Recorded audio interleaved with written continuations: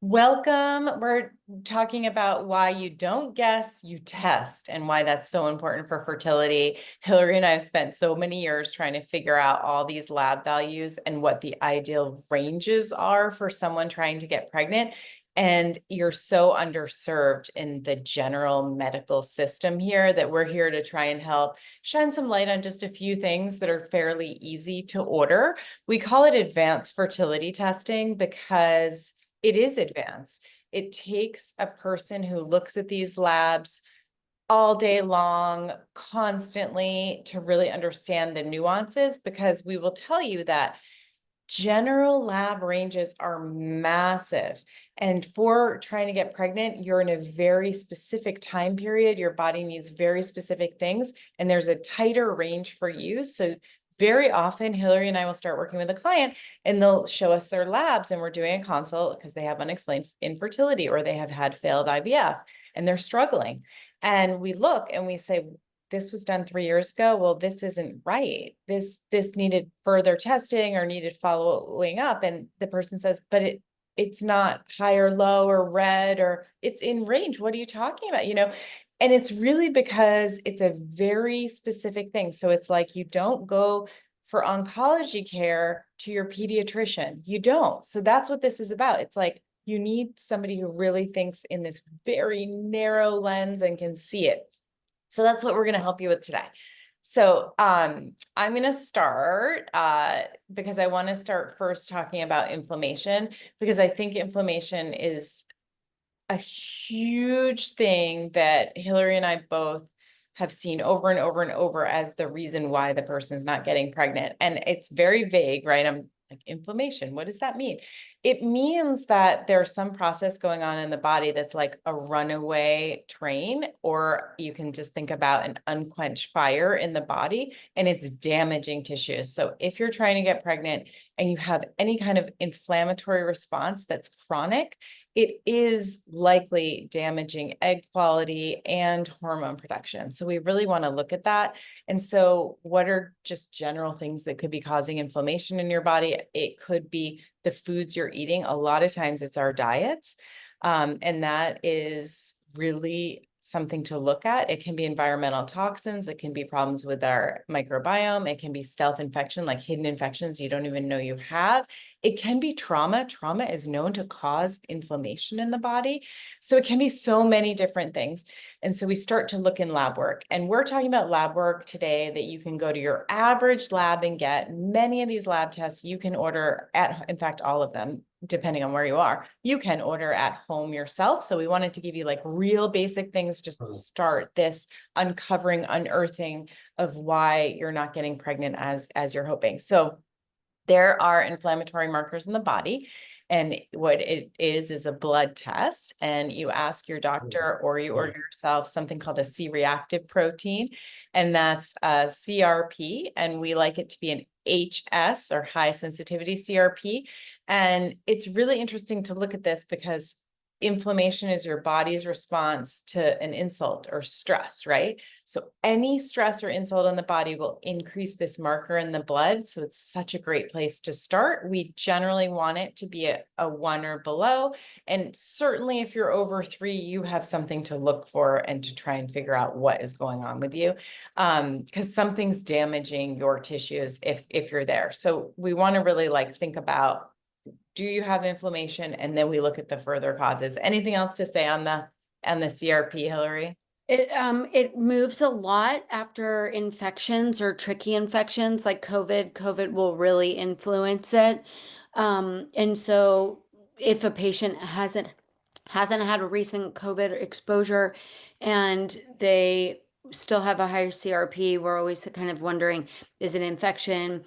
Is it an allergen? What is it? It's a non-specific marker, so it means that we have to kind of figure out a little bit more, but it is important to follow up on. Yeah, so an elevated CRP level can indicate some kind of inflammation, which can negatively impact IVF success or fertility in general. So great one to kind of start with. And then the next one on our list is vitamin D, really basic vitamin D test, but we find that people don't get it ordered enough. Part of that is that insurance companies don't love to pay for vitamin D. So maybe yours does, maybe they don't, but it's worth asking for that test to be done because it's a really easy test to have ordered. And we have found, you know, in the research that women who have lower vitamin D, you replace it, they get pregnant more easily. Same thing with sperm quality, just getting more vitamin D can really help sperm quality. There's such good research to support it that it's a blood test. You might as well see where your level is. Again, this is one of those that happens to be this range problem. So the range on the lab has you say, okay, if you're over 30, you're fine, you're not deficient. We do not believe that. We think you probably need to be over 50. We want you higher with vitamin D if you're trying to get pregnant. The vast majority of women going into pregnancy are deficient in vitamin D. This is a real thing. It's sort of a public health disaster in the United States as far as women being low in vitamin D and going into pregnancy and nursing. That's why we give babies drops of vitamin D, just because the moms are typically deficient, but you don't have to be deficient. It's quite easy to supplement vitamin D. So why wouldn't we fix these things that are so easy to fix and see if this is part of your underlying cause of infertility? So that's one to just, you can get that at any lab and it's worth doing a test. There is a seasonality to vitamin D too. So if you get vitamin D tested and it's in the summer and it's high, that does not mean you have adequate vitamin D. That means it's summertime. It's made from sun exposure, vitamin D. Most people can make vitamin D, although there are genetic issues where some of us don't make it as well. Both Hillary and I are these people who don't make vitamin D as well as other people. So we always have to supplement it, but it's fat soluble, right? Your body stores it. So if you get a bunch in the summer, don't test in the summer, essentially, is what I'm saying, because you might be high, sort of falsely high just because it's summer. What's happening in January, February, March, it's very low. So March and April, where I live in New England, people are the lowest they are all year because they have, you know, not seen the sun in a while. And so that's the time to really test and see if you tend to be one of these people who it's low for. But I mean, I live in California, and I'm telling you that almost every patient I treat in California has a deficiency. So these deficiencies are very common, and vitamin D is actually a hormone, and it influences many aspects of your hormonal health and harmony. So, you know, you want to really be on it. You don't ever want to make an assumption like, oh, I'm in a sunny place or I play tennis and I'm fine. Or I'm outside. I hear that all the time, and my patients are still deficient. So, Yeah, we are generally low in vitamin D. It's really important to test it. Hillary, I'm going to switch to thyroid because this is a really common thing we see on people's labs that people ask, can you test my thyroid? I'm trying to get pregnant. I want my thyroid tested. And people just order the TSH. So I'd love to pass that to you because this is a real issue in our medical system as far as testing thyroid. And we underdiagnose thyroid problems because of the way we test it. I mean, one of the hard things about you managing your own labs and ordering your own labs is if you find something, then you have to advocate for treatment, and that can be really challenging. So, most doctors aren't going to treat for TSH. TSH is thyroid stimulating hormone. That's the amount that the brain is trying to stimulate the thyroid. So if in the blood the thyroid hormones are low, the brain's going to ask the thyroid to make more thyroid hormone. So the TSH goes up when thyroid function is off. We have different markers. If Kara and I have any woman that's miscarried once or having unexplained infertility, we have a very narrow range. The range continues to narrow over time for fertility. In the Bay Area, UCSF, they're really trying to tighten up the range. We've seen in patients that we work with, pregnancies happen when ranges are really tighter, though that's so the challenge for you is that it is hard if you have information and a test result, but then not a doctor to act on it with you. So you know, just that caveat. We always like to test the actual thyroid hormones because sometimes in more complex issues like Hashimoto's thyroiditis, which is the most common form of autoimmune disease for women. It's just a very common form of hypothyroidism. It means that the immune system is kind of acting up around the thyroid tissue. And sometimes the numbers can be really variable. So a TSH for us is like, it's a screening test. It's not a complete test. And if you're listening to a lot of functional medicine doctors, you'll hear the same. We want to see the function of the actual tissue. We want to see what the T3 is. We want to see what the T4 is. Though the TSH, often the TSH can be high and the high-ish, and the T3, T4 can be normal. That is something that's very nuanced and worth working with somebody who knows what's going on with thyroid in pregnancy if you're having unexplained. So the thyroid stuff's pretty complex. It's very different than looking at vitamin D and being like, I'm low. I can take more vitamin D. This is a much more complex, nuanced issue, especially as it often includes prescribing a thyroid medication, which is hormone replacement therapy, essentially, which we certainly advocate for if it's indicated. Right. So general medicine, your general health screen, if you ask for thyroid, they're only testing TSH, which is only the signal of your brain asking for more thyroid. That's it. It's not really a direct thyroid test. So we want to add more to that testing and test specific hormones of thyroid. And so thyroid testing is especially important for early pregnancy loss. So we really want that tested so that people don't have miscarriages that we could avoid. You know, if your thyroid's off, you could have a miscarriage and we could have stopped the whole thing if we just knew if your thyroid was producing enough thyroid hormone. So it's incredibly important and important to test regularly because you see it fluctuate and it has to be very tightly regulated for fertility. So again, the TSH range from your lab is wrong for fertility because the range is too big. It's much tighter. It's a much smaller range to prevent miscarriage in pregnant women. So that's a really important nuance to know about. Yeah. Which one do you want to do next, Hillary? Well, I don't know what's on your list, Okay. Um, but I'm it's happy to talk about it. Do you have an ANA on your list? I don't have an ANA on my Then we'll list. drop that. That's super advanced. Let's But just talk about iron because that's another one that's sort of easier to interpret and easier to ask for it to be ordered. So iron is really commonly ordered. You know, it's like a CBC can tell us if you're anemic, right? It's like a basic blood test. It's so inexpensive too. So we should do these again regularly and really see where the women are.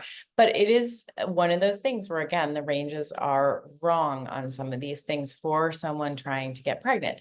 So you ask for a CBC and you see, are you anemic? But what you really want to look for is in those ranges, it's like a lot of little tests are in there. And you look to see, am I actually close to the border? Am I in the middle? Do I have enough of this stuff? And if you're close to deficient, then you have to ask, what's going on here? Do I have enough iron stored in my body? So that's called a ferritin test. And ferritin is very important for fertility. We order it on every single patient, right, Hillary? I can't remember the last patient we didn't need to see a ferritin number. And ferritin is the way that your body will make more red blood cells. It will pull iron out of that storage iron, which is ferritin, and it gets oxygen to cells is essentially what we're talking about here. You can imagine that if your cells don't have enough oxygen coming to them, that they're under stress. We all know how stress can impact getting pregnant. No animal would want to get pregnant in a stressed situation because it would make the outcome less likely of a happy, healthy baby, right? So stress is always something we want to avoid. Making sure you have good iron stores is something that's associated, again, in clinical research with people getting pregnant more easily is good iron. And ferritin numbers, we like to see them be high. We want to see them, over 50 as a number. And again, people can come back, in their 20s, in their 30s, in their 40s, and nobody's talking to them about it because it's in range. And honestly, at doctors' offices, I mean, at my office, you run through the labs really fast, right? You're looking for, as a doctor, as a clinician, or as the nurse assistant, whoever's looking at your labs, we run through and we first look for, what's out, what's high, what's low, what's flagged, what's going on here. And in that, if someone's not looking really closely and thinking, this woman's trying to get pregnant, we have to check this, we have to check that. It just takes a lot more time. So it's often missed. Same thing with the thyroid and the vitamin D and all the things we're talking about here. So making sure your ferritin's high is a really big deal for fertility. And again, this is slightly nuanced because ferritin can rise if you've had a recent infection. So you want to really work with somebody that understands the patterns. Like if you had if you looked anemic in your CBC, but your ferritin's high, that ferritin is probably inflammation. So these things are nuanced. And ideally, what's happening is you're having somebody look at the nuances, especially if you're having a hard time getting pregnant. But what we find is that there's a lot of just Passover for people whose ferritins are 10, they're not testing them, and all of a sudden they've got this really low reserve of iron, and that is very impactful in fertility. So, and I'd say you're set up for it if you have hard, heavy periods. If you have endometriosis, you are literally set up for um, anemia. You are set up for iron deficiency because you're bleeding a lot. If you have fibroids or anything where you're really bleeding a lot, you should be really regularly checking this. And Um, that, that's like me, like all of the above, so I will constantly run low on iron. And I have to say that I think a lot of the clients we work with, we talk to you and I talk about, this person and this person we're working with. And sometimes we come back down to, oh, look at these ferritin levels. This woman is so anxious. Her skin's dry, her hair's dry. She's just having all these problems, with maybe the menstrual cycle. We suspect mineral absorption problems with the person. And it really comes down to we just don't have a robust iron amount for her. And it's sad in a way because those things are shiftable and we can figure it out if we know to work on that. And anxiety is so common in women trying to get pregnant. I mean, fertility, it's like the epidemic of declining fertility rates that we're all dealing with all over the world. And it's scary, it's this ultimate fear of like, am I not going to get the baby? It hits us really hard. And then if you don't have optimal levels of these nutrients, your body feels stress and it drives anxiety. So it can be part of this whole, like your outlook is not as positive as it could be. You're going to be more glass half empty rather than half full if we don't have robust numbers here. and anybody that's got a bowel issue, celiac disease, lots of food sensitivities, IBS, Mhm. iron can be very low because it's tricky to absorb. It takes a lot of digestive fire to absorb it well. So I talked about bleeding issues kind of contributing to anemias, but gut issues can also contribute. And one of the viewers is saying that they needed iron, but they stopped taking it because it was causing gut issues. So again, that's when you really want to be working with a provider that understands how these things are absorbed or what's going on with your gut that's causing pain. Are there different types? Should you get a injection or an IV of iron if you're really anemic? So like there's options to work around gut mediated absorption issues. But if you're having low iron and you want to look at the gut as well, like Mhm. how am I not extracting this from food if indeed I'm eating it? It's a And big issue. big issue. We talked to lots of women about this, and taking the wrong form of iron for the individual woman also can cause gut issues and can cause inflammation. So it's very specific to the individual woman, how we recommend supplementing. So, we're doctors, but we're not any of your doctors necessarily. Some of you might be with us.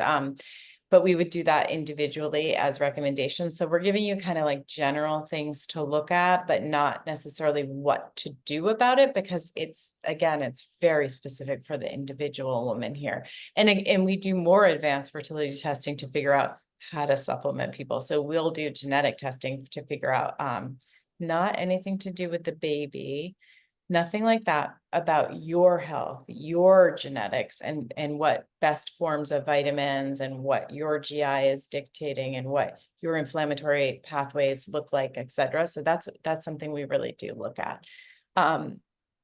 The next thing on the list I was going to talk about is estradiol testing, because again, this is like this massive range, and it kind of, we all know when we're trying to get pregnant, you know, I'm speaking from personal experience, that you have a hormone issue. You know, we know like there's got to be something wrong with my hormones here, because my cycle's not quite right, or maybe implantation's not quite right. There's something going on. We have this kind of feeling. And so we'll often test the hormones. Oh, and they look totally fine, but it's because we're not testing it at the right time in the menstrual cycle. And we're not, again, making those ranges real fertility ranges that are ideal for you trying to get pregnant.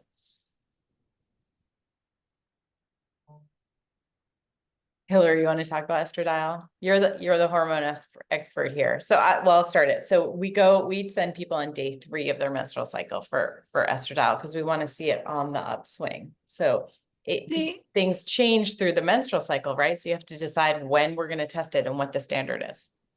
The standard's day 3. We sometimes also like to look at peak. So depending on if there's ovulation issues or if there's implantation issues, we want to kind of look at this. Estradiol, there's 3 estrogens that your body makes. So sometimes you can be, if you're having an issue with estrogen, which in our mind is really scanty, thin periods, if you're not bleeding very much, or if you're having any kind of dryness, vaginal dryness, pain with sex, hot flashes, night sweats, that those feel like estrogen issues. Or if you're not having successful implantations where you know you're ovulating, and you're not quite able to get pregnant kind of cycle after cycle, we want to make sure that estrogen's job is to make a thick, cushy, lovely landing pad for the fertilized embryo. And so like if you're not juicy enough, essentially, that's going to cause problems. And what's also interesting is sort of your estradiol can change by ovary. So we have most of us have 2 ovaries. Our ovaries can perform differently. It's the same as like if you have breasts that you're breastfeeding, one is a bigger producer than the other. Like our bodies are not exactly the same. So if you're having cycle differences, or you're noticing that you have any low estrogen, you want to make sure that we're looking at some of the nuances of understanding what's going on with your estrogen, looking at day 3, maybe looking at day 5, maybe looking at just tracking it a bit, some people have more estrone and they're funneling their estradiol to like an estrogen that's not working quite as well for them or for their fertility. We have people who have estrogen detox issues, like all you endo fibroid girls tend to have detox issues. So you can, these are the kind of nuances with estradiol, but it's a great way to see what's happening. You can still cycle if your estrogen's low, believe it or not. You can still bleed, but in general, you'll see that the bleeding is a little scanter. And this can happen where, again, I keep saying COVID, but it's an infection that people have recently all had and at some point generally, and so they can relate. There was a lot of period changes that happened with that because it affected your hormones, but many of our people would have sort of more scant hormones periods after COVID, and it's because it sort of like zapped their fire. So again, they're trying to heal instead of trying to reproduce. So that's a sign to us that, okay, we need to really get estrogen moving.